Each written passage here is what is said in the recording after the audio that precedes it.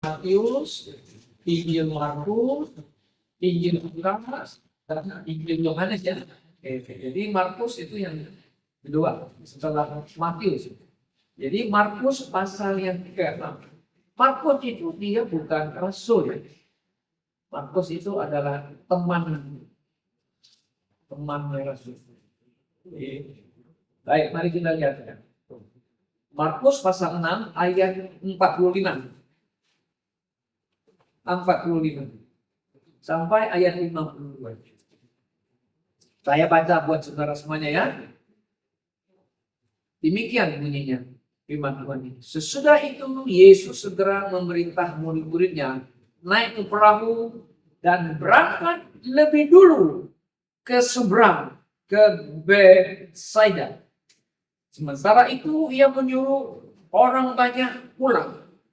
Setelah ia berpisah dari mereka, ia pergi ke bukit untuk berdoa. Ketika hari sudah malam, perahu itu sudah di tengah danau. Sedang Yesus tinggal sendirian di dalam. Ketika ia melihat betapa payahnya mereka mendayung karena angin sakal, maka kira-kira jam 3 malam, ia datang kepada mereka berjalan di atas air dan ia hendak melewati mereka.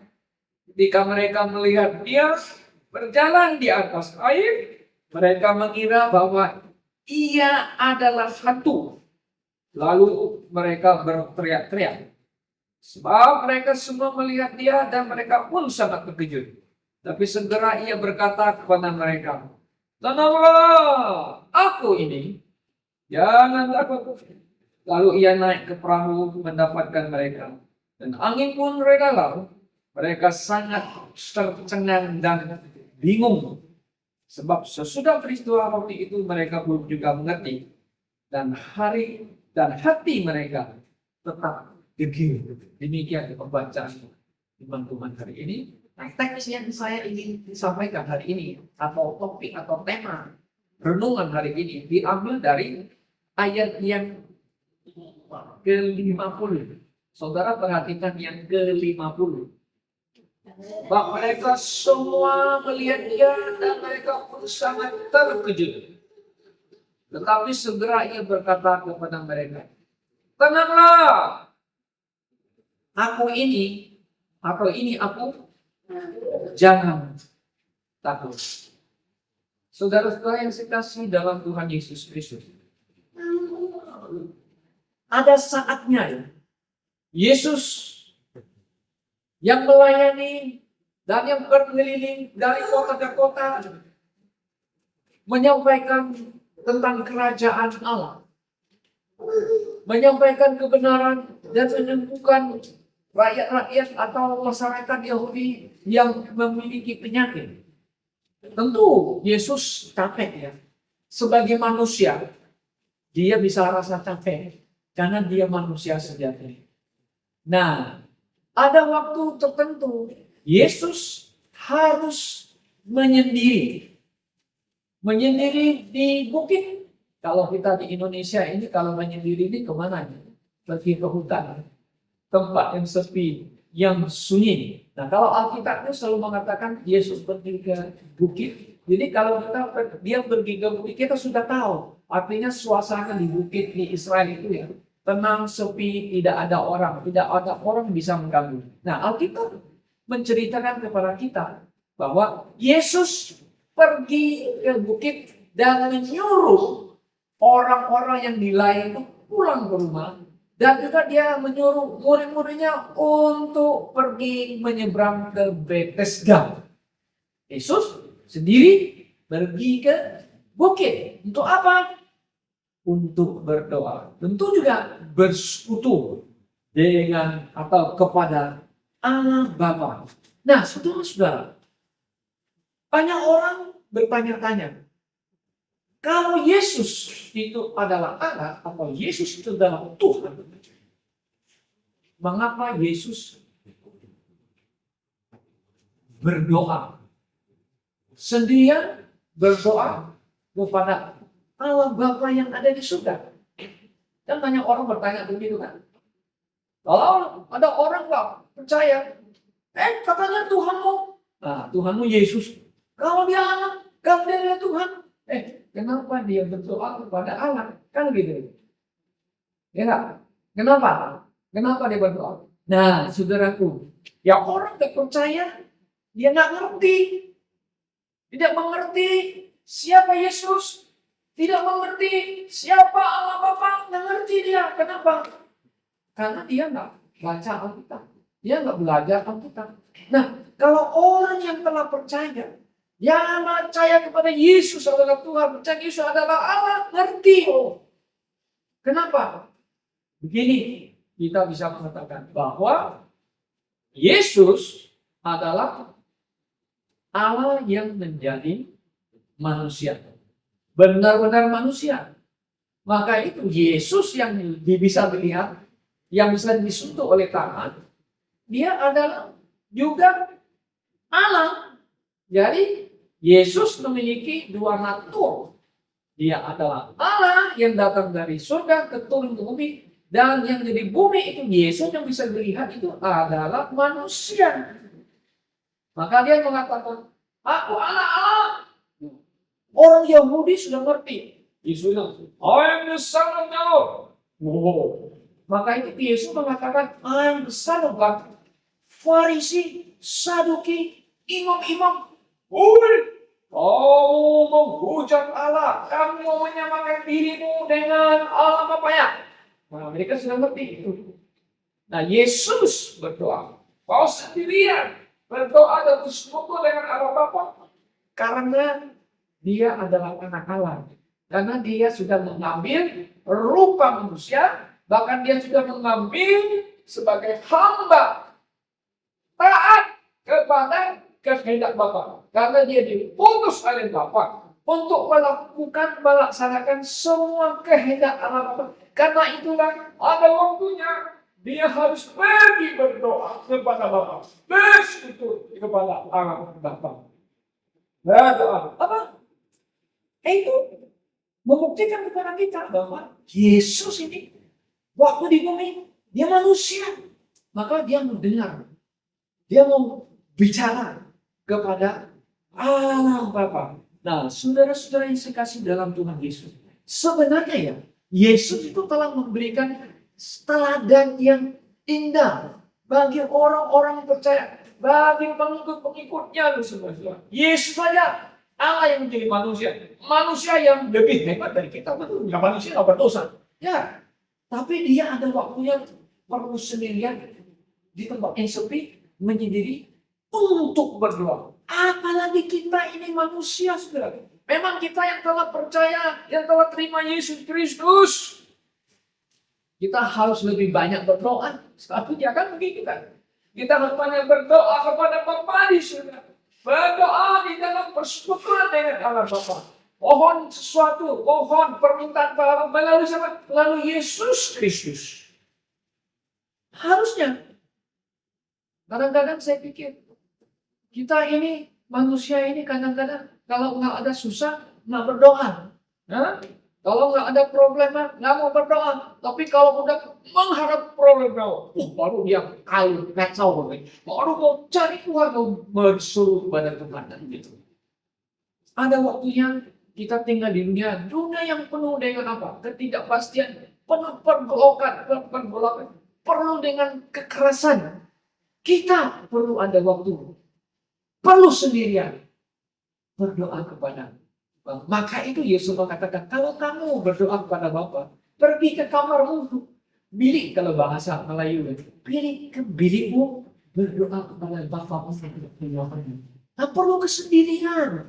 Sebagai hamba Tuhan, kadang-kadang saya melayani Tuhan full time. Kalau di gereja yang banyak kan, gereja yang besar itu ya, banyak jiwa, banyak jemaat gitu ya. Kadang-kadang waktu pun untuk keluarga pun bisa dihitung gitu loh. Nah, perlu kesendirian kadang-kadang. Makanya kadang-kadang hamba Tuhan juga bisa mengalami apa? Jangan mengatakan pendeta nggak bisa mengalami stres. Bisa. Pendeta bisa mengalami stres karena banyak yang harus dia tanggung jawabkan. Harus melaksanakan tugas tanggung jawabnya itu berat. Semua menilai pendeta ini gimana, anaknya gimana. Ya kadang-kadang kita juga Gimana ya? Anak kita sedikit angkat. Bukan dalam arti nakal itu memang anak kecil kan selalu ya seperti anak orang lain gitu lah. Oh, anak pemerintah nggak boleh begitu. Harus seperti anak melengkan, anak bisa begitu. Mungkin gitu. Karena kadang anak pendeta itu kasihan juga ya, banyak juga yang bisa mengalami satu hal yang dikatakan itu stres juga mereka. Kenapa? Jemaat juga tuntut mereka harus nggak boleh nakal, nggak boleh macam-macam, sudah nggak bisa. Mereka manusia biasa. Oke? Nah, pendeta harus ada waktu berdoa. Nah, Yesus telah memberikan itu ya. Nah, semua yang sekasih dalam Tuhan Yesus Kristus. Nah, ini murid-murid kan ikut Tuhan juga. Mereka kan sibuk juga membantu Tuhan juga. Ya, yes. Nah, Yesus mengatakan, oh ya, aku mau berdoa. Murid-murid, kamu nyebrang ya ke Betesda. Tentu mereka dengan perahu menyeberang. Tapi apa yang terjadi? Pada waktu Yesus sedang berdoa dengan tenang, berdoa dengan kepala Bapa di bukit itu, murid-murid yang sedang menuju ke Betesda, perahunya dihantam oleh angin kencang. Kayak kita mengatakan badai.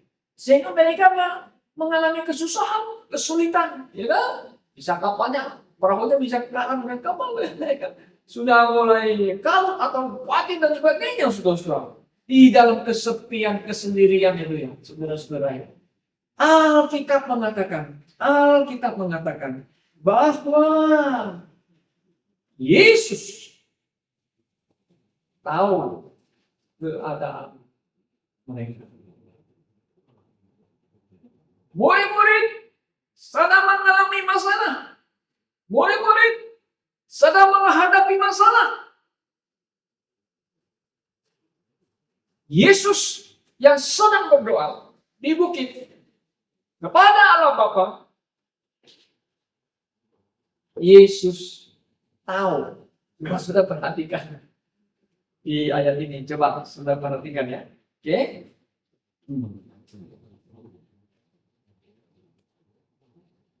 Di ayat yang kita baca dulu ya. Di 30 kita 44. Ketika hari sudah malam, perahu itu sudah di tengah danau. Sedang Yesus tinggal sendirian di darat. Ketika yang melihat betapa payah mereka mendayung karena angin sakal. Nah, melihat kan? Kalau melihat tahu nggak? Oh, dia melihat. Jadi kok Yesus kok tahu bisa melihat dari jauh? Juga coba. Oke. Coba saya lihat di bahasa Inggrisnya ya, King James pakai coba ya. Pasal yang ke-6. Oke. Di ayat yang ke 48 itu, mari kita lihat ya, 48. Okay. And you saw them toiling. Ya, melihat. Jadi kalau melihat itu, saya melihat hidup saya sedang tidur. Saya tahu nggak dia tidur? Tahu. Maka itu kan sangat dalam artinya melihat. Ini tahu. Yesus melihat Natanael berada di bawah pohon. Teman-teman bilang, kami sudah ketemu Mesias dari Nazaret. Masa ada lucu kau dari Nazaret? Kemudian mereka bawanya ke Yesus. Sebelum engkau datang ke aku sudah tahu kamu di bawah pohon. Kok kamu tahu saya? Saya melihat di bawah pohon. Kamu Tuhan, kamu rapi, kamu nabi. Nabi itu selalu mengatakan si pelihat.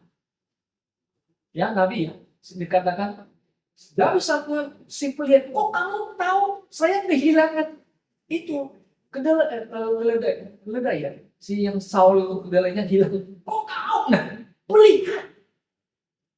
Jesus Christ. Yesus Kristus Dia punya titel. Katakan dia adalah raja, yes. Dia adalah nabi, yes. Nabi. Iman raja nabi itu yang punya dia titel tentang dia disandang oleh Yesus. Dia melihat, dia maha tahu kalau saya bahasa biologianya. Nah, maka itu orang bertanya, kata kamu Yesus Tuhan, mana? Mana pernah dia ngomong, aku adalah Tuhan. Pernah nggak Yesus mengatakan kalimat yang langsung? Saudara membaca, saudara tidak akan menemukan kalimat itu. Kenapa Yesus tidak mengatakan begitu? Dia mengatakan aja begini, aku anak Allah. Orang Yahudi sudah marah sama dia. Sudah marah, mau ambil batu, mau lempar. Aku adalah Tuhan. Makin dimarahi lagi. Tapi sekarang Yesus Allah, yes, firman telah menjadi Allah. Firman itu adalah Allah. Yesus adalah Tuhan kan? Yes, dia adalah Tuhan. Kalau dia murid-muridnya mengatakan, ya gimana engkau Rabi dan engkau Tuhan. Maka perkataanmu benar tentang kamu ada Rabi dan Tuhan. Yes, benar Tuhan. Kenapa dia tidak? Benar. Nah, kalau Tuhan yang benar, yang hidup yang benar, tidak perlu dia mengatakan itu, karena dia sudah Tuhan. Sekarang begini, saya kasih analogi. Saudara tahu Prabowo itu presiden. Dari mana tahu? Ya semenjak kau pemilu itu sekian.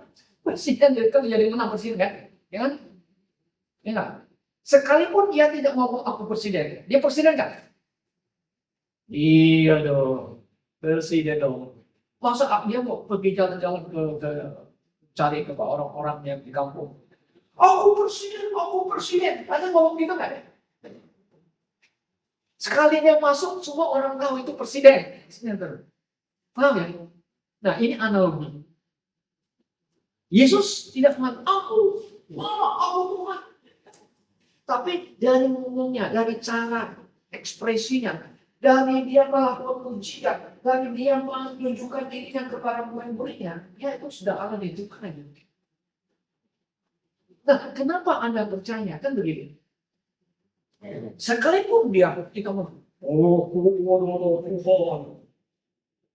enggak. Saya percaya karena firman Tuhan yang mengatakan demikian. Sekalipun aku tidak melihat, aku mengasihinya, aku percaya kepada. Makanya itu Yesus berkata kepada Thomas, Thomas, kamu melihat. Lihat kan? Karena degil hatinya. Kalau di sini mengatakan, mereka mengerti itu degil hatinya. Kamu melihat, kamu percaya. Berbahagia, diberkatilah mereka yang tidak melihat Yesus, tapi percaya bahwa Yesus itu apa? Engkau Allahku, engkau Tuhanku. Kan Thomas kan ngomongnya begitu. Di Yohanes pasal 20 kan? Ya Allahku, ya Tuhanku. Ini kata Thomas.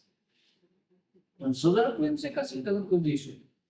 Jadi yang dapat kita pelajari hari ini, saudara, bahwa Yesus telah memberikan teladan yang indah. Kita perlu ada waktu, perlu kesendirian untuk berdoa kepada Allah Bapa yang di surga. Itu. Nah, kalau kita pelajari lagi mengenai kasusnya, di mana murid-murid sedang mengalami problema, murid sedang menghadapi masalah itu.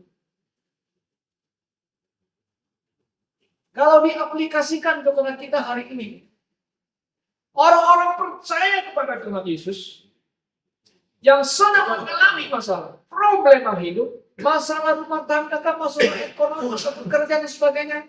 Saya mau tanya, Yesus melihat nggak? Nah, ini dia. Apakah saudara percaya Yesus Maha tahu? Dia melihat. Melihat Anda sedang bergumul. Melihat tak? Melihat. Itu yang kadang-kadang kita tidak sadar menyadarinya. Melihat.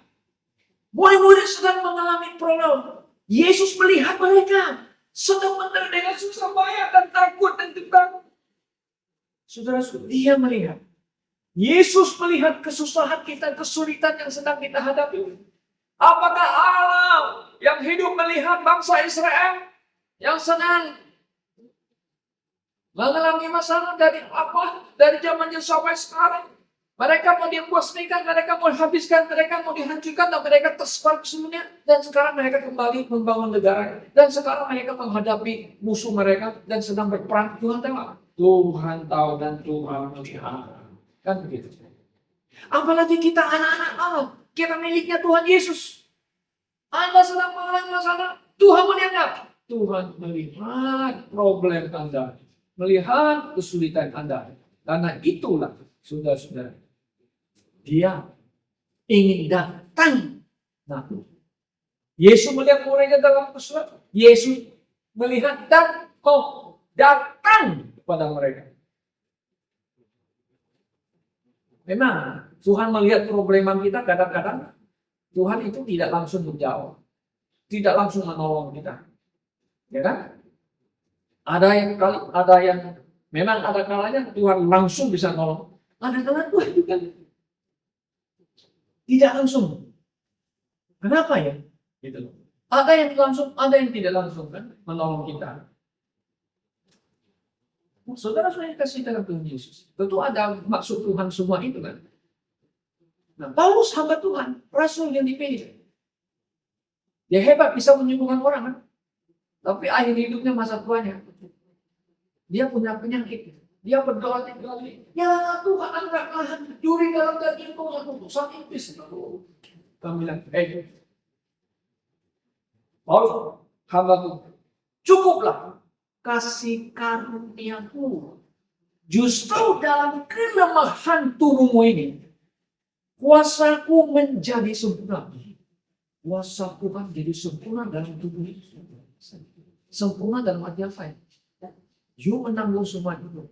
Tapi dia akan mengalami kesempurnaan di mana nanti satu hari Paulus tubuhnya yang lemah akan diberi tubuh yang mulia.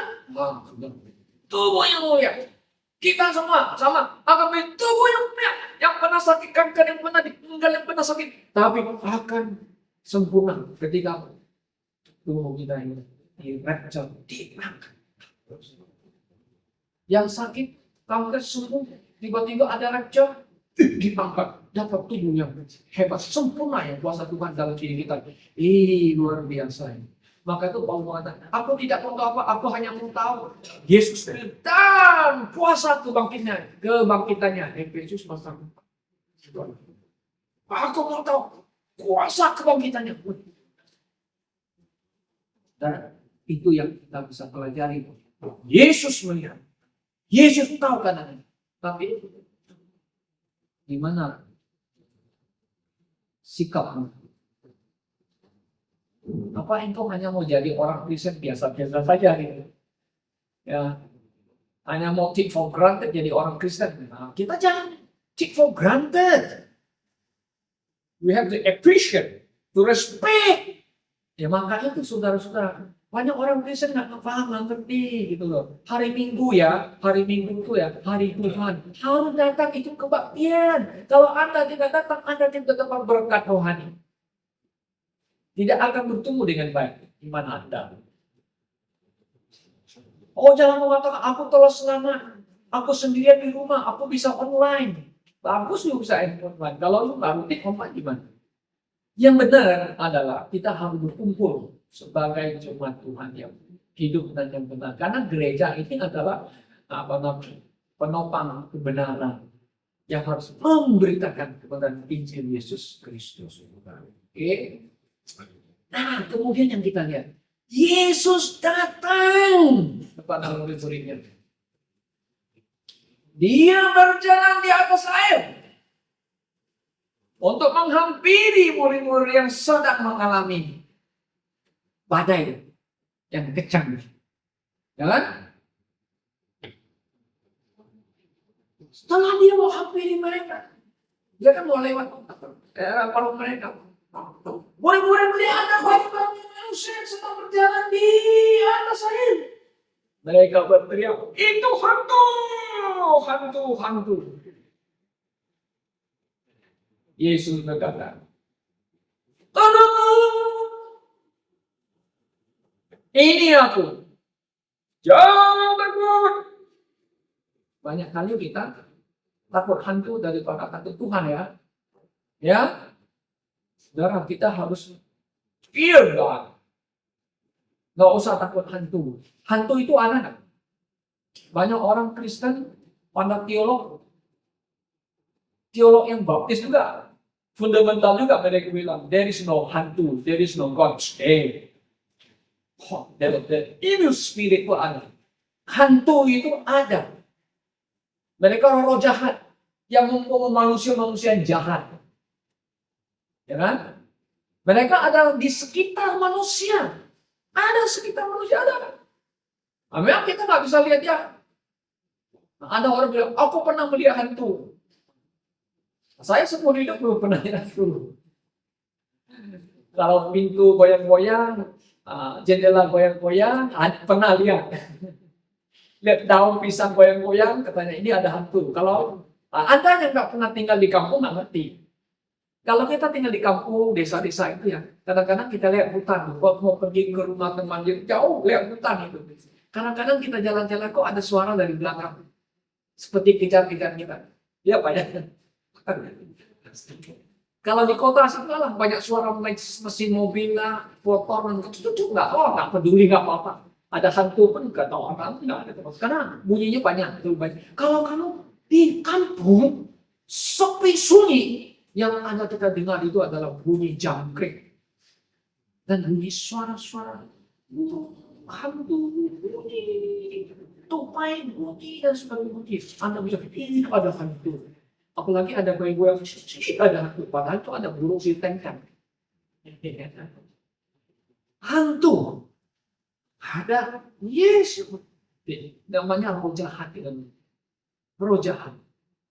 Yang sedang bekerja di antara manusia. Yang kita punya roh kudus. Nah beda lagi. Maka itu Paulus mengatakannya, kita diberikan bukan roh yang takut. Tapi roh yang berani. Kuasa Tuhan yang diberikan kepada kita. Kita jangan takut. Kalau saudara membaca itu di 2 Timotius pasal 1 ayat 7 itu, ya mengatakan, sebab Tuhan tidak memberikan roh ketakutan. Melainkan roh yang memberikan kekuatan. Nah itu. Roh kasih. Nah ada kasih. Ada pikiran yang sehat. Nah kalau udah pikiran gak sehat, orang bilang apa? Kalau pikiran gak sehat itu apa? Masuk rumah sakit apa? Masuk ke jiwa ya. Wah, orang bilang, udah masuk roh jahat gitu. Dengan kadang-kadang belum tentu dimasuk roh jahat. Karena stres, karena problem dan sebagainya. Aduh, ada seorang ibu masih muda punya anak satu. Dia membesarkan anaknya baru. Aduh, makannya 3 hari disuapnya anaknya nggak mau makan. Bandel nggak mau makan. Aduh, aku bisa gila katanya. Itu ibu masih muda itu membunuh anaknya bayi dia bilang aku bisa gila. Satu hari itu makannya 3 kali, pagi, siang, sore, ngurus anaknya bandel lagi, suruh makannya berjam-jam, aku bisa gila katanya. Sudah mau mulai apa nggak sehat ya? Pikiran saya. Nah makanya kita harus menyerahkan diri kepada Tuhan. Tuhan memberikan kita apa? Bukan roh ketakutan, roh apa? Roh yang kekuatan dia, yang kuat membuat kita kuat. Roh kasih, roh pikiran yang sehat. Puji Tuhan. Saudara, karena peperangan kita bukan melawan darah dan daging, Paulus bilang. Bukan melawan apa? Pemerintah yang ada di udara. Kalau Anda melihat pemerintah yang udara itu penguasa-penguasa yang ada di bumi ini, ya dipengaruhi rujak kita melawan dia. Amerika bisa bilang, kok ini reginya jahat. Mau basmi umat Yahudi, nah, itu jahat. Itu dipengaruhi jahat itu. Lawan dia. Nah, kalau mereka lawan pakai senjata. Orang Kristen lawan roh jahat bukan pakai nuklir, bukan pakai misil, bukan pakai jet tempur, tapi apa? Perlengkapan senjata Allah. Pakai apa? Firman Tuhan. Pakai apa? Pedang roh firman Tuhan. Pakai apa? Tolong dia dengan doa. Nah, itu senjata kita kan? Doa. Bukan pakai pedang, kau jalan musuh-musuh orang. Bukan peperangan. Kita bukan melawan begitu ya. Kadang melawan kita atau roh jahat yang ada di udara. Penguasa ini kuasa roh jahat. Ya, saudara bisa baca itu di Efesus pasal 6. Oke, nah, saudara, jadi Yesus berjalan di atas air, datang mau nolong murid-muridnya. Mereka pikir dia hantu. Ini aku. Jangan takut. Saudara, supaya mereka tenang gitu. Kadang-kadang kita tuh nggak tenang, galau menghadapi masalah. Tenang, ini aku itu masuk Tuhan Yesus ya. Aku ini bukan hantu, aku ini Tuhanmu. Itu yang Tuhan mau kasih tahu. Aku Tuhanmu, jangan takut. Ya, kadang-kadang kita nggak sadar ya. Kadang-kadang kita bisa mengalami masalah. Tapi kalau kita ingat, oh, Yesus, engkau Tuhanku, engkau tahu. Engkau tahu kan, engkau akan datang menolong. Tuhan Yesus bisa pakai apa saja menolong kita dalam kehidupan kita di bumi. Tidak, dia langsung turun dari surga lagi nolong kita, bukan begitu. Dia bisa kirim malaikat datang menolong orang. Bisa. Banyak missionaries itu punya pengalaman ya, the testimony, God save them. Ada juga yang tidak ditolong, di-save, artinya mereka mati syahid. Ada juga yang mereka dibebaskan dari mara bahaya. Ada kisah-kisah missionary di Afrika, di India dan sebagainya sudah. Ya, mereka yang memang tidak ditolong itu maksudnya supaya mereka cepat kembali ke surga. Yang Tuhan mau begitu. Kalau juga mau aku cepat kembali surga karena aku menderita. Ya. Tapi aku masih mau supaya Injil Yesus bisa disebarkan, diberitakan. Oke. Nah, saudaraku, jadi begini, saudara-saudara yang saya kasih dalam Tuhan, bahwa Yesus tahu kan, melihat keadaan kita.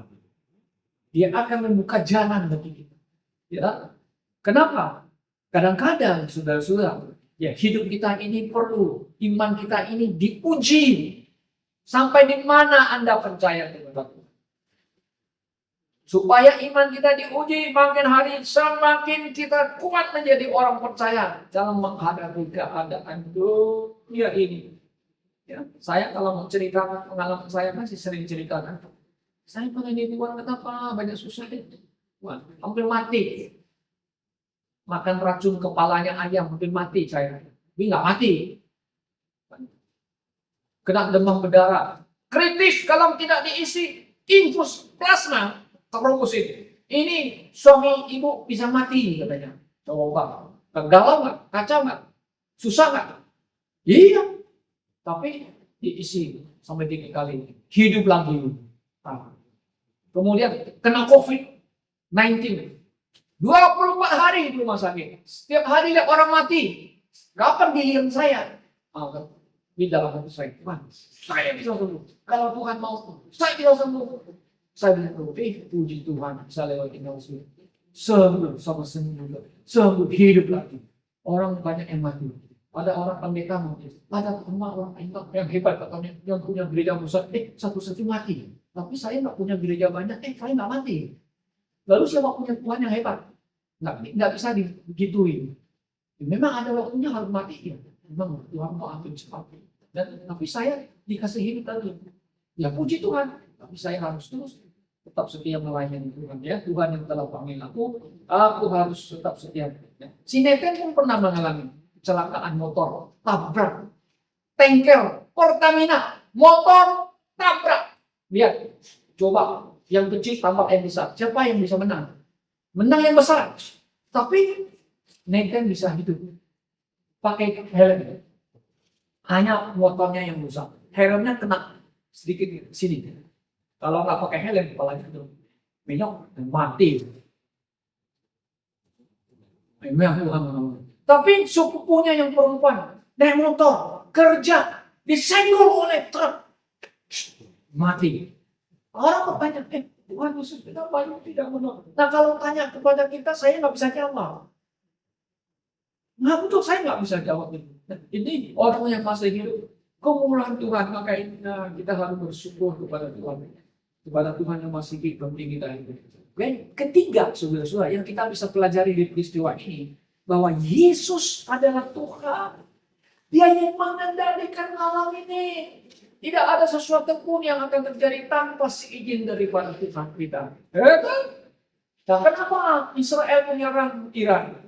Iran menyerang balik Israel. Ya kan begitu? Tuhan masih mengontrol alam ini.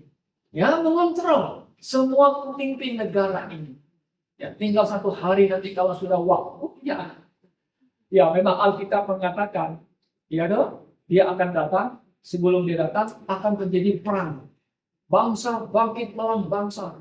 Hantam sana, hantam sini. Kirim misal sana. Sana kirim misal, ini kirim misal, ini kirim. Perang. Akan terjadi. Lalu Anda bertanya, kenapa demikian? Memang sudah ditulis di dalam Alkitab.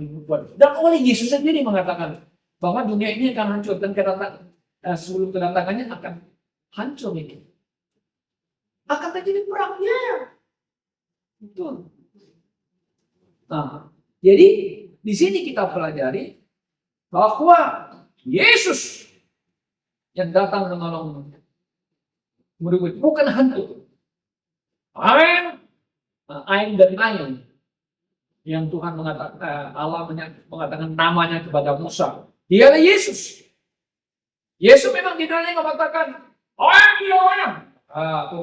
dia manusia di bumi ini harus percaya kepada Yesus adalah Tuhan. Itu yang Tuhan mau. Percaya kepada dia adalah Tuhan yang mengontrol alam ini. Yesus. Saudara-saudara yang sekasih dalam Tuhan Yesus. Filipi pasal 2 itu sudah jelas di situ. Dia rupa Allah. Dia mengosongkan diri menjadi manusia, ambil rupa manusia dan mengambil apa? Sebagai hamba. Hamba mati dengan hina disalib untuk menebus saudara. Nah, Allah mengatakan segala lidah akan mengakui Yesus adalah Tuhan yang ada di surga, di bumi, dan di bawah bumi. Dan semua lutut akan berlutut dan menyembah Yesus adalah Tuhan. Yesus adalah Tuhan. Yes. Orang-orang yang menolak Yesus, orang-orang yang tidak percaya pada Yesus, Alkitab mengatakan tidak akan dibinasakan. Yang mengerikan. Sangat mengerikan. Jika Anda tidak percaya Yesus Kristus adalah Tuhan, satu hari engkau akan binasa selamanya. Saat sekarang percaya Yesus, tidak ada ruginya Anda. Justru Anda akan mendapat hidup yang kekal. Hidup yang kekal. Bukan hidup di dunia ini, dunia yang penuh kesusahan, dunia penuh tapi hidup bersama Yesus di surga. Saudara yang saya kasihi dalam Tuhan Yesus Kristus.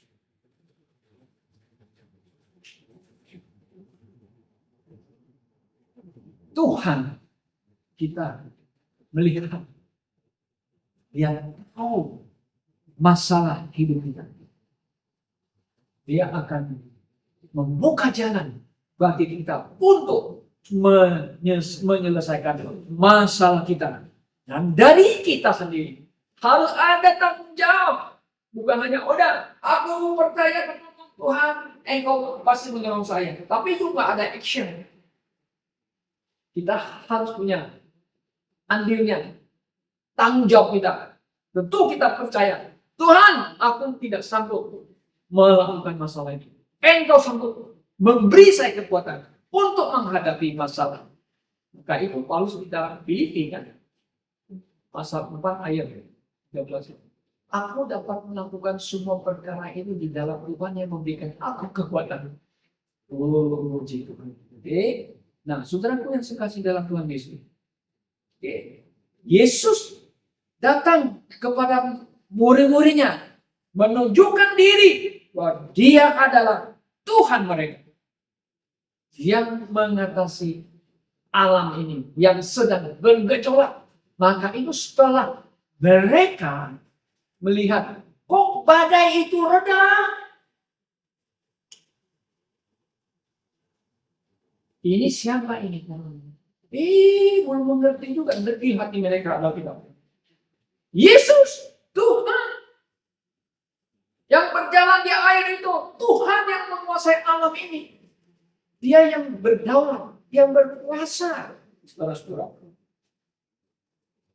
Nah, apa yang sedang kita hadapi saat ini? Apa yang saudara menghadapi? Masalah, problema. Tak ada cara lain. Kita hanya bisa berlutut dan berdoa kepada Bapa melalui Yesus, supaya kita diberikan kekuatan untuk menghadapi masalah kita. Nah, di Filipi pasal 4 mengatakan, ya kan? Jangan khawatir apapun, tetapi dalam segala hal hendaklah permintaanmu melalui doa. Nah, doa. Kemudian permohonan. Kemudian dengan ucapan syukur kepada Allah. Yes. Nah, ini yang Tuhan berikan kepada kita. Kita hanya bisa berdoa, Tuhan kasihani kami. Yes. Dan kita mengucap syukur apa yang kita alami. Petrus pernah mengatakan, ya, bahwa serahkanlah semua kekhawatiranmu kepadanya, sebab ya Tuhan yang memelihara kamu. Tamu pada kita 1 Petrus pasal 5. Pencobaan-pencobaan yang kamu alami tidak melampaui ya kekuatan manusia. Sebab Allah setia, karena Ia tidak akan membiarkan kamu dicobai melampaui kekuatanmu, kan? Pada waktu kamu dicobai, Ia akan memberikan kepadamu jalan keluar, sehingga kamu dapat menanggungnya. Itu 1 Korintus 10:30. Kemudian lagi, Yakub mengatakan, pencobaan yang kamu alami untuk menguji imanmu, sehingga imanmu kuat dan tahan uji. Luar biasa. Ya, itu masuk Tuhan kadang-kadang tuh. Oke, aku nggak langsung jawab, tapi kita harus fight for our faith. Iman kita dalam pencobaan supaya iman kita kuat. Jadi, dan juga Paulus mengatakan, Petrus mengatakan, pencobaan untuk menguji kemurnian imanmu. Nah, ayo punya iman yang benar ya, atau iman-imanan. Tidak semua iman itu tidak semua percaya itu iman ya. Setan pun percaya. Percaya tidak? Percaya ada Allah? Percaya. Percaya Yesus adalah Tuhan? Yesus percaya. Tapi dia nggak mau mengakui Yesus. Yesus adalah Tuhan. Setan nggak tahu, dia tuh melawan Tuhan Yesus. Nah, itu banyak orang nggak mau percaya Yesus. Tuhan Yesus itu anaknya Maria, anaknya Yusuf, nggak mau percaya. Termasuk orang Yahudi sampai hari ini nggak percaya Yesus itu adalah Mesias mereka, anak Allah, menentang. Tapi puji Tuhan masih banyak orang Yahudi yang percaya Yesus adalah anak Allah, Mesias mereka. Ada namanya Kristen Mesianik, Kristen Mesianik yang percaya Yesus yang mati, bangkit lagi dan akan datang kembali. Okay. Saudara yang saya kasih dalam Tuhan Yesus, apa yang Anda alami? Tuhan Yesus tahu? Yesus tahu. Apakah engkau datang kepada Tuhan Yesus dengan tulus hati? Datanglah kepada Yesus. Pasti Tuhan akan menolong kita, melepaskan kita daripada segala sesuatu. Kiranya Tuhan memberkati kita. Amin. Baik.